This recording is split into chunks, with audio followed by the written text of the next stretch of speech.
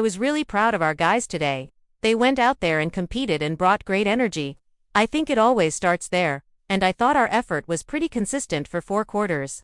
And now obviously a lot of decisions need to be made, and this is always kind of a bittersweet time in terms of, you got to say goodbye to a lot of guys that have busted their butt for months and months and years. And so, I definitely appreciate that locker room. I think we got a great group of guys, and we'll be excited for the guys that make it. And certainly it's always disappointing for those that don't. How good was that performance today? I mean, to end camp on that, you feel like you ended on a pretty good note. Yeah, I thought so. I thought, going into this, you're always a little nervous when you're playing some of your starters, too. And I thought defensively we had a pretty good performance. And I thought offensively, we had that 16-play drive or whatever it was. So I was pretty pleased with that, and I'm glad we did it. And hindsight's always 20/20ths. But I just thought in my gut, I feel like a lot of years we've come out of the preseason saying, hey, we wish we would have given these guys a few more reps. And we were able to do that for most of our guys today. Certainly, we had a lot of guys down as well. So that's always a challenge, but I was proud of those guys, just suiting up and going to play ball. What do you think of Willis? He did a lot more with his legs than he's been doing in practice. Yeah, I thought it was great. I think practice is always a tough thing to judge, when it's not live and you're not going to the ground. And certainly that's one of his superpowers is his ability to get out of the pocket and create off schedule or scramble and create big plays. And he was able to extend that second drive a few times with picking up first downs with his legs. Matt, were you glad to see the emphasis on forced fumbles from this whole camp?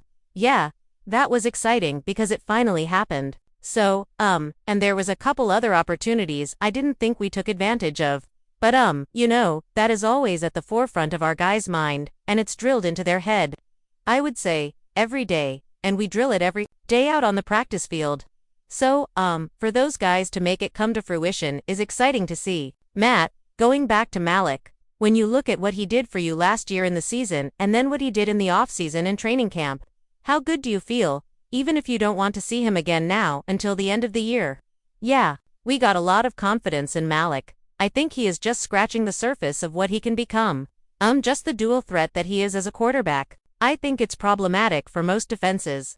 And I think he's really come a long way in terms of the fundamentals of the position and just making good decisions. Did you alternate the other two to get them equal playing time? Or was there some other thinking there? Yeah, I think I just, we gave Sean game 1. He was the first guy in. Taylor was in game 2. And just kind of thought that number 1. It keeps them both in it for the entire game. So I thought that was important. I thought those guys did a good job. What did you think of Algri and those improvised plays? Yeah, those were. Yeah, shoot, you got to find a way. And there was 2 of those that he did. So, I thought, you got to go back and look at it. But I thought for the most part, he did a pretty good job. As far as those decisions, coming up, when you look at the totality of a roster, do you prefer to have certain numbers at certain positions, or is it just whoever the best 53 are? No, I think you always got to take into account the numbers at the positions. Matt, you said there's decisions to be made. How many of those make themselves, and how much of it is that you guys actually have to sit down and decide now? Or were they already kind of shaken out? Yeah, I've spent a lot of time with Goody, and for the most part, you got a pretty good idea of where it's going. But certainly there's going to be other teams where guys get released, and there's going to be opportunities there that potentially could impact some of the decisions that you make in terms of who you keep from your roster. What's your plan coming up as far as this coming week when you'll be on the practice field next?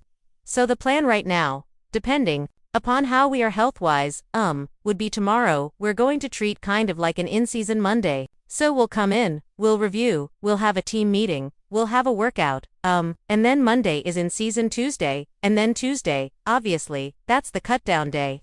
And then I'd like to get these guys, hopefully Jordan's, able to take some snaps. And if that's the case, I'd like to get them work on Tuesday, Wednesday, and Thursday and really take advantage of that time. Matt, today in the second quarter on the touchdown, where will Shepard cut the touchdown?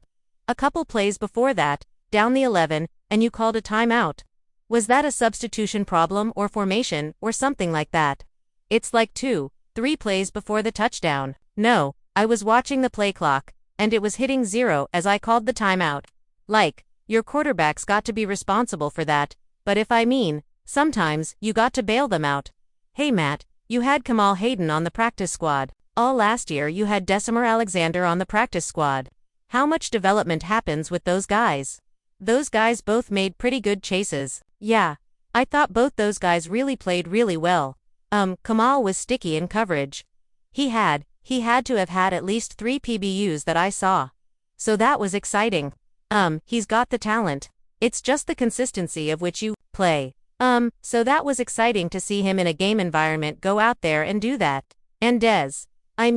You can always count on Dez. He's going to give 110% every chance, every opportunity he gets. And it was cool to see him make some plays. Not only on defense, but on special teams as well. Did Hopper jump out to you at all? Hoppers, I would say. He's one of our most improved players, I think. From a year ago, I think he's done an outstanding job. He's really he's done a much better job communicating. I would say, he's the voice of the defense when he's in there. And so I think he's done a really nice job. And he's still a young developing player. But he got a lot of good work this preseason. You guys knew you had a weapon in Wieland before this summer, but has he taken his directional part of his punting game even higher, too?